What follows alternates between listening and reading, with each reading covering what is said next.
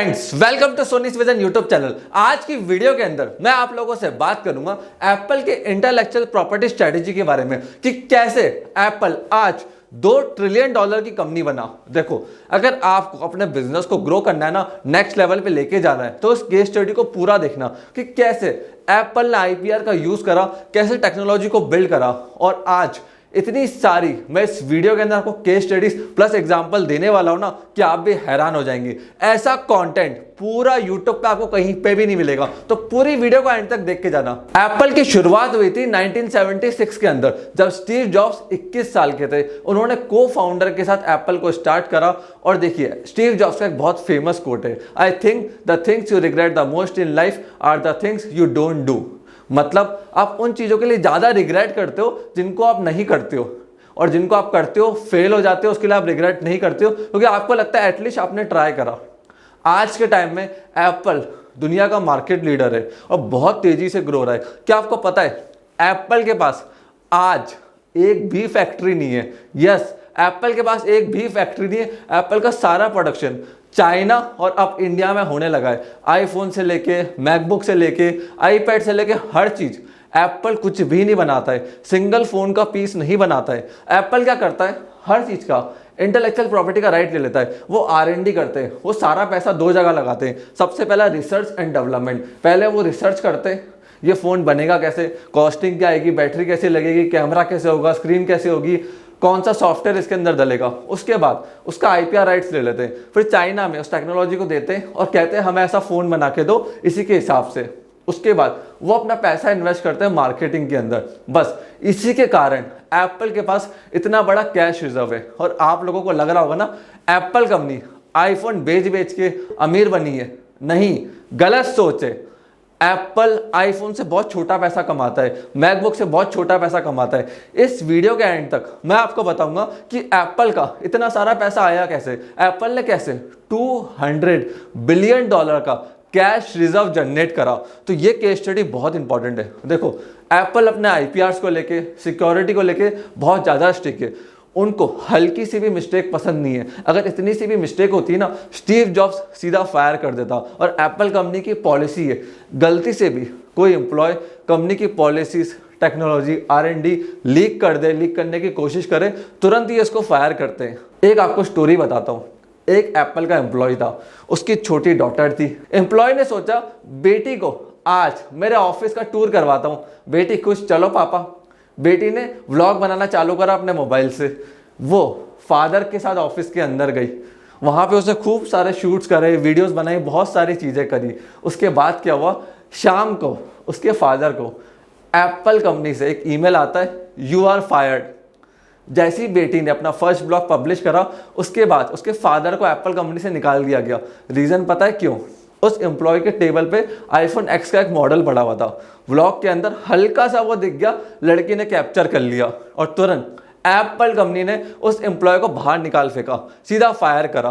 तो सोचिए कितने लेवल की सिक्योरिटी एप्पल कंपनी मेंटेन करती है कि एक छोटे से ब्लॉक के अंदर उनकी आईफोन X का मॉडल आ गया और उन्होंने तुरंत एम्प्लॉय को फायर कर दिया। बेटी का पहला व्लॉग फादर का लास्ट डे एट जॉब बन गया। स्टीव जॉब्स की एक कोट मुझे बहुत पसंद है, your time is limited so don't waste it living someone else life. मतलब आपका टाइम लिमिटेड है, अपने दिल की सुनो। स्टीव जॉब्स हमेशा अपने दिल की सुनते थे।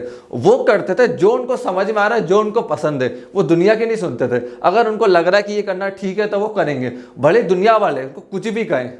इसी के चलते स्टीव जॉब्स को एक टाइम बाद समझ में आया था, अगर मुझे एप्पल को नेक्स्ट लेवल पे ग्रो करना है ना, तो मुझे वर्ल्ड का बेस्ट मार्केटर लेकर आना है। उसी समय उन्होंने देखा कोका कोला का जो मार्केटर था जॉन स्कूली, वो बहुत तेजी से कंपनी को ग्रो कर रहा था। उसी समय उसी दिन उन्होंने डिसाइड करा कि इसको मेरी कंपनी के अंदर लेकर आऊंगा एप्पल के अंदर। और सीधा जाके उन्होंने पिच मारा कोका कोला के मार्केटर को। आप सुनना चाहेंगे वो लाइन क्या थी? वो लाइन ये थी, do you want to sell sugar water for the rest of your life और do you want to come and join us and change the world. उन्होंने सीधा बोला कि भैया क्या ये नींबू पानी बेचना है, मीठा पानी बेचना है, या मेरे साथ आके दुनिया बदलनी है। और उसी समय उनके इसी पिच को सुनते हुए जॉन ने कोका कोला को छोड़ा और एप्पल को ऐसा CEO ज्वाइन कर लिया। कुछ टाइम तक एप्पल में बहुत अच्छी ग्रोथ देखने को मिली जैसी नए सीईओ ने ज्वाइन करा, बट कुछ टाइम बाद कॉन्फ्लिक्ट्स बढ़ने लगे नए सीईओ के बीच में एंड स्टीव जॉब्स के बीच में। उसके रीजंस मैं आपको बताता हूँ। देखिए, आईबीएम ने एक कंप्यूटर लॉन्च करा था, वो था $1600 का। मैकिनटॉश एप्पल भी लेकर आया और स्टीव जॉब्स ने उसकी प्राइस रखी थी $2000। बट एप्पल का सीईओ का कहना था कि हमें इसे $2500 में बेचना पड़ेगा, क्योंकि स्टीव जॉब्स ने R&D करने में, क्वालिटी के अंदर, मटेरियल पार्ट्स के अंदर बहुत पैसा इन्वेस्ट कर दिया है। प्रॉफिट्स निकालने के लिए हमें इसको $2500 तक बेचना है। स्टीव जॉब्स ने मना कर दिया। $1600 में आईबीएम बेच रहा है, हम $2000 में बेचेंगे। $400 का डिफरेंस। अगर $2500 में बेचेंगे तो बहुत ज़्यादा डिफरेंस आ जाएगा प्राइस के अंदर। बट सीईओ का कहना था प्रॉफिट कैसे आएगा? स्टीव भैया, आपने पहले ही बहुत सारा पैसा लगा दिया, प्रोडक्ट्स में इन्वेस्ट कर दिया, पार्ट्स में बहुत ज़्यादा पैसा लगा दिया, R&D में बहुत ज़्यादा लगा दिया, प्रॉफिटेबिलिटी नहीं आ पाएगी। अल्टीमेटली $2500 का मैकिनटॉश का प्राइस रखा गया। और आपको पता है मैकिनटॉश के कितने पार्ट्स एंड यूनिट्स बिके थे लॉन्च के बाद? क्या पता है आपको? मैं आपको बताता हूँ। मैकिनटॉश का सिर्फ एक पीस बिका था, और हो सकता है शायद वो भी कंपनी वालों ने खरीदा हो। इतना बड़ा फेलियर, कंपनी को भारी नुकसान हो गया। इतना नुकसान हुआ कि सीईओ सीधा बोर्ड के पास गया, इस पॉइंट को उठाया। स्टीव जॉब्स उस समय उस मीटिंग में नहीं थे। नेक्स्ट मीटिंग के अंदर स्टीव जॉब्स भी गए, और उस मीटिंग के अंदर स्टीव जॉब्स ने जैसे इस पॉइंट्स को सुने और उनको कहा गया कि सर, हम आपके लिए अलग डिपार्टमेंट बना रहे हैं, आप उसमें एक्सपेरिमेंट करो, सब कुछ करो, आपको खुली छूट है, बट कंपनी के day to day operation, products आप नहीं देखोगे, उनको लीड नहीं करोगे। स्टीव जॉब्स को आ गया गुस्सा। बोला, अच्छा भैया, कंपनी मैंने बनाई, चालू मैंने करी, फंड रेज मैंने करा, सब कुछ मैंने खड़ा करा, और आज आप लोग मेरे लिए एक अलग डिपार्टमेंट बना रहे हो जिसमें मैं जो चाहूँ वो करूँगा, बस लिमिटेड फंड दे दिया जाएगा। उसी गुस्से के कारण वो क्रोधित हो गए और उन्होंने एप्पल कंपनी को छोड़ दिया। जी हाँ, एप्पल कंपनी ने स्टीव जॉब्स को कभी फायर नहीं करा था, स्टीव जॉब्स ने एप्पल को छोड़ा था इसी कारण से कि मैं कंपनी को लीड करना चाहता हूँ, प्रोडक्ट्स मेरे हिसाब से बनेंगे, लीडरशिप मेरी होगी। उसी कारण से स्टीव जॉब्स एप्पल छोड़ के गए। उसके बाद उन्होंने काफ़ी सारी कंपनीज चालू करी, काफ़ी जगह अपना पैसा इन्वेस्ट करा। देखिए, यही एक लीडर की इनोवेटर खासियत होती है। आज वो चाहते $100 मिलियन उनके बैंक अकाउंट में कैश था, घर बैठ के टीवी देखते, गर्लफ्रेंड के साथ दुनिया घूमते, एंजॉय करते, बट उन्होंने क्या करा? सारा पैसा स्टार्टअप्स में इन्वेस्ट करा, 2 नई कंपनियां चालू करी, उनको सक्सेसफुल बनाया और वापस एप्पल के अंदर कम बैक करा। ये बहुत बड़ी बात है। देखिए, एक चीज मैं आपको बताऊं, स्टीव जॉब्स अपने टाइम को लेके बहुत कॉन्शियस थे और उनका एक कोड भी है, my favourite things in life don't cost any money, it's really clear that the most precious resource we all have is time। मतलब समय की कोई कीमत नहीं है, समय आप पैसे से नहीं खरीद सकते हो, ये फ्री है। काफ़ी सारे लोग फ्री समझ के इसको बर्बाद कर देते हैं, बट ये one of the most valuable resource है। पूछो क्यों? क्योंकि पैसे से खरीद ही नहीं सकते हो। ये आपको बाय डिफॉल्ट मिलता है दिन के 24 घंटे, हर आदमी को दिन के 24 घंटे मिलते हैं। अब ये आपके ऊपर है 24 घंटे कैसे यूज करते हो। क्या आपको लाइफ में आगे जाके Steve Jobs, Tim Cook, Bill Gates ऐसे लोगों से इंस्पायर होकर लाइफ में आगे बढ़ना है, या फिर टीवी देखनी है, नेटफ्लिक्स देखना है, एंजॉय करना है, सेक्स करना है, ट्रैवल करना है और कोई काम नहीं करना? ये आपके ऊपर है। 24 घंटे सबको दिए गए। अब जैसे ही स्टीव जॉब्स एप्पल के अंदर वापस आए ना, उन्होंने क्या देखा? 350 प्रोडक्ट्स है एप्पल के पास। तुरंत उन्होंने बोला सब बंद करो, सब बंद करो। रीजन क्या है? रीजन ये है कि मुझे एवरेज प्रोडक्ट्स नहीं चाहिए। I hate being average. उनको 10 प्रोडक्ट्स चाहिए जो बहुत फैंटास्टिक हो और वर्ल्ड के बेस्ट हो।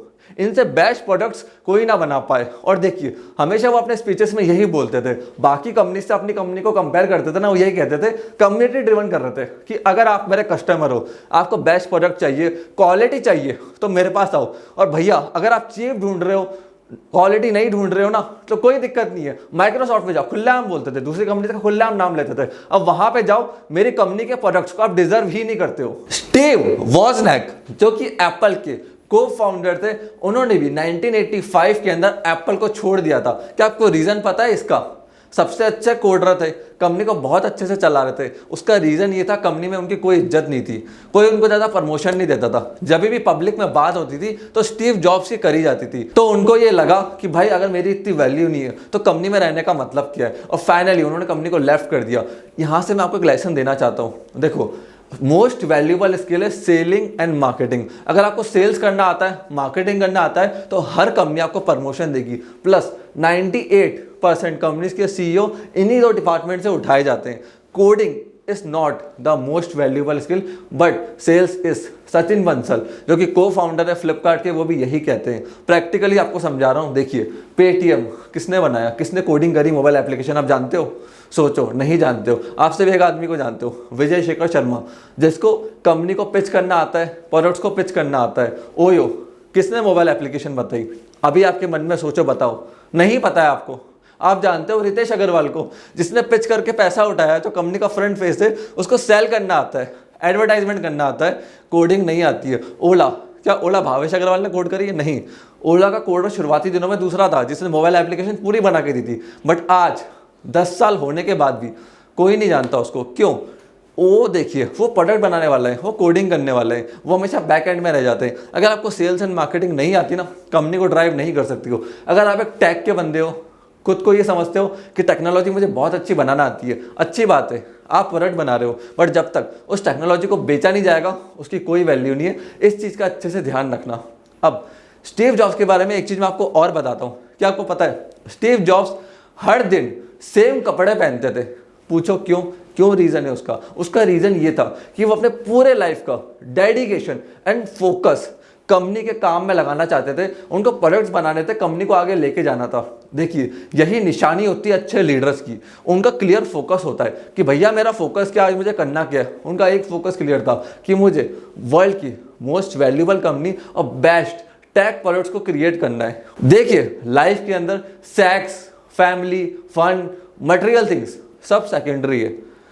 एक चीज जो लाइफ में आप मरते समय याद करोगे या आपके मरने के बाद दुनिया याद करेगी, वो है आपके काम को। इस चीज का ध्यान रखना। The only thing that will matter in your life in long run is your work only. अपने काम पे फोकस करो, क्योंकि हर चीज सेकेंडरी है। डाइवोर्स हो गया, रिलेशनशिप हो गई, गर्लफ्रेंड, बॉयफ्रेंड, सोना बाबू, सब कुछ कोई मैटर नहीं करता, सिर्फ आपका काम मैटर करता है एक टाइम बाद। तो अपने काम पे फोकस करो। ये सोचो कि आज मैं मेरे दिन का बेस्ट यूटिलाइजेशन कैसे लेने वाला हूं। यही स्टीव जॉब्स करता था।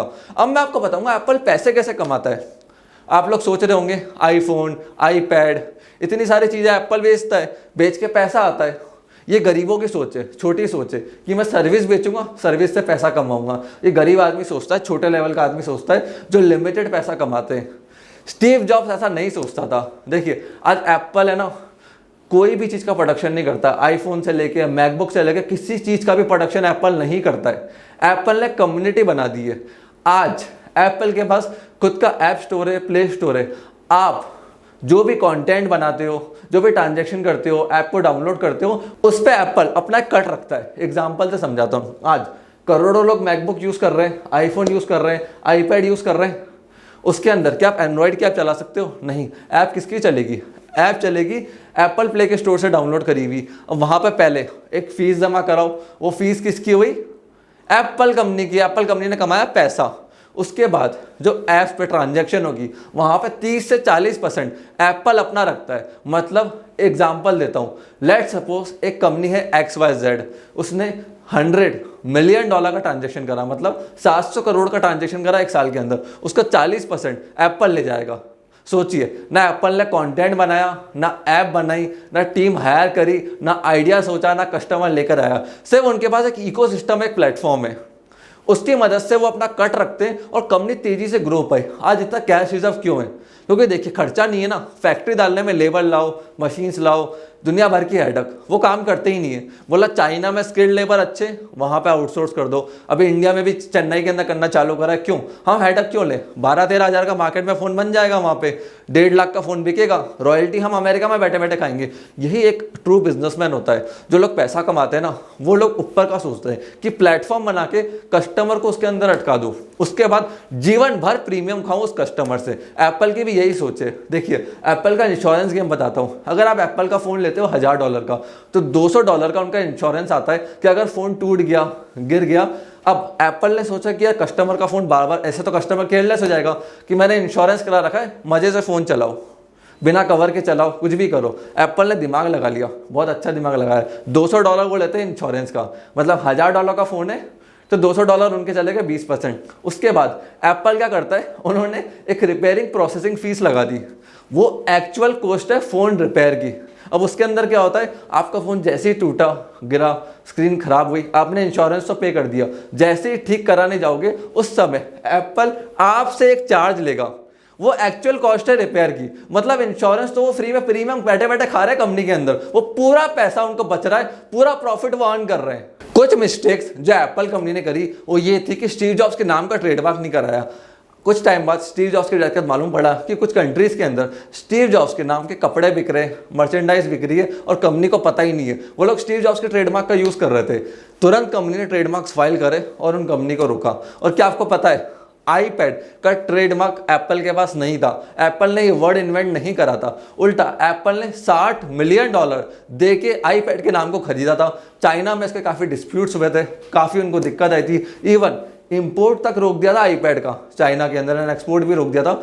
उसके चलते फाइनली एप्पल ने डिसाइड करा कि हम एक लमसम पैसा देके $60 मिलियन और हम ट्रेडमार्क को एक्वायर करेंगे, जिससे हमें फ्यूचर के अंदर ज़्यादा दिक्कत ना आए। और देखिए आज एप्पल एक स्ट्रॉन्ग टीम को होल्ड करता है जो उनकी इंटेलेक्चुअल प्रॉपर्टी को देखते हैं, राइट्स को रिजर्व करते हैं और उसको ट्रैक करते हैं। बहुत स्ट्रॉन्ग टीम है इनके पास, continuously trademark, patents, designs, copyright file करते हैं। प्लस इनकी कंपनी में एक ट्रैकिंग टीम है, वो ट्रैक करती है हमसे मिलता जुलता, हल्का सा भी मिलता जुलता नेम मार्केट में कोई यूज नहीं करना चाहिए। एक लड़की ने एक ब्लॉग चालू करा था, सेक्स कोचिंग ब्लॉग, उसमें वो एजुकेशन देती थी सेक्स के रिगार्डिंग। अब ये लोगो देखिए उसका, ये लोगो देख के एप्पल कंपनी को लगा कि भैया ये तो हमसे मिलता जुलता है। एप्पल ने तुरंत केस फाइल करा उस लड़की के ऊपर और उसको वो लोगो रिमूव करना पड़ा। एप्पल इतना ध्यान रखता है अपने आईपीआर्स के ऊपर, वो इतना खर्चा करता है आप सोच भी नहीं सकते हो। फाइनली 5 अक्टूबर 2011 जब स्टीव जॉब्स की डेथ हुई, टिम कुक ने एप्पल का चार्ज लिया। और देखिए टिम कुक भी कोई साधारण आदमी नहीं है। सुबह 3:45 पर ये उठते हैं, अपने मेल्स को चेक करते हैं, उसके बाद ब्रेकफास्ट लेते हैं, जिम जाते हैं, लर्निंग लेते हैं और बहुत हाइपर एक्टिव आदमी है। और रात को 9 बजे से पहले ये सो जाते हैं, जिससे ये हर दिन प्रोडक्टिव रह सके, नए नए इनोवेशंस कर सके और कंपनी को लीड कर सके। और देखिए टिम कुक की लीडरशिप के अंदर ही एप्पल ने 1 ट्रिलियन के मार्केट कैप को हिट करा था और इन्हीं के लीडरशिप में एप्पल ने 2 ट्रिलियन के मार्केट कैप को हिट करा। तो ये सही में एक बहुत अच्छे लीडर है। और देखिए अगर आपको कंपनी को बड़ा करना है ना, तो लीडर्स को आइडेंटिफाई करना सीखो कि आपके बाद कौन आपकी कुर्सी को होल्ड करेगा, कौन आपकी कंपनी को चलाएगा। कोई जीवन भर आप नहीं चला सकते। प्रोसेस बनाना, सिस्टम बनाना, लीडरशिप बनाना आना चाहिए। धीरूभाई अंबानी को देख लो, आज धीरूभाई अंबानी हमारे बीच में नहीं है, बट रिलायंस चल रहा है ना। क्या रिलायंस खत्म हो गया उसके बाद? नहीं, रिलायंस ने कंटिन्यूसली ग्रोथ करा। क्यों? लीडरशिप टीम बहुत अच्छी छोड़ के गए थे धीरूभाई अंबानी अपने पीछे। वो आपके बिजनेस में होनी चाहिए। कौन लीड करेगा? स्टीव जॉब्स को कोई काम नहीं आता था, ना कोडिंग, ना प्रोडक्ट डेवलपमेंट, कुछ नहीं। उनको सेल्स, मार्केटिंग और तीसरी चीज राइट लोगों को लेकर आना और उनको काम पे लगाना। वो कहते थे मुझे ऐसा आदमी नहीं चाहिए जो वर्ल्ड का बेस्ट प्रोडक्ट बनाएगा, मुझे ऐसा आदमी चाहिए जो मेरी तरह विजन देखे। अगर उसको आता है, सब कुछ कर सकता है, बट वो विजन ही नहीं देख पा रहा जो मैं उसको बता रहा हूं, तो वो आदमी मेरे किसी काम का नहीं है। इतने गुस्सेल थे और इनको आदमी नहीं समझ में आता था, तुरंत फायर करते थे। देखिए स्टीव जॉब्स की एक बहुत अच्छी लाइन थी जिससे मैंने बहुत सारी चीज़ें सीखी। आई हायर वेरी फास्ट, मतलब मुझे कोई बंदा पसंद आता है, एम्प्लॉय पसंद आता है, मैं सीधा उसको कंपनी के अंदर ले आता हूँ। But I fire double fast, मतलब गलती करेगा, सुनेगा नहीं, समझेगा नहीं, विजन नहीं देखेगा, डबल तेजी से फायर करते थे अपनी कंपनी से। तो ये लीडरशिप स्किल मैंने उनसे सीखी है। सो फ्रेंड्स, मैं आशा करता हूं ये वीडियो आपको पसंद आई होगी। प्लीज इस वीडियो को लाइक करना, चैनल को सब्सक्राइब करो और प्लीज इस वीडियो को अपनी व्हाट्सएप की स्टोरी पे, फेसबुक पे, लिंक्डइन पे हर जगह शेयर करो, जिससे और लोग इन लीडरशिप लेसन्स का फायदा उठा सके, अपने स्टार्टअप और बिजनेस के अंदर इन चीजों को इंप्लीमेंट कर सके, जिससे वो भी अपनी कंपनी को ग्रो कर पाएंगे। आपने इस वीडियो को यहां तक देखा, हम लोगों को था प्यार एंड सपोर्ट दिया, उसके लिए धन्यवाद।